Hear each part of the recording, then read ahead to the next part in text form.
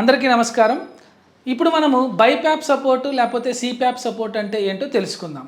BiPAP support, CPAP support అనేది జనరల్‌గా ఎవరన్నా వీక్‌గా ఉండే పేషెంట్స్ అంటే ఊపిరి తీసుకోవడానికి కష్టపడుతున్నటువంటి పేషెంట్స్, అది రకరకాల కారణాలు, స్ట్రోక్ వలన లేకపోతే మజిల్ లాస్ వలన, ఇన్ఫెక్షన్స్ లంగ్‌లో ఉండడం వలన, ఇలా రకరకాల కారణాలతో ఊపిరి తీసుకోవడానికి కష్టపడే పేషెంట్స్‌కి మనం ఏం చేస్తామంటే బైపాప్ సపోర్ట్, సిపాప్ సపోర్ట్ అనేది సజెస్ట్ చేస్తాం.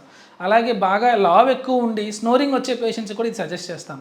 సో ఇలాంటి పేషెంట్స్ ఎవరన్నా మీ ఇంట్లో కానీ మీ బంధువుల్లో కానీ ఉన్నట్లయితే మన రీహాబిలిటేషన్ సెంటర్లో 4 బైపాప్ మెషిన్స్ వీళ్ళ కోసమే మనం డెడికేట్ చేయడం జరిగింది. సో ఈ మెషిన్స్ ద్వారా మనకు ఒక క్వాలిఫైడ్ రెస్పిరేటరీ థెరపిస్ట్ అంటారండి.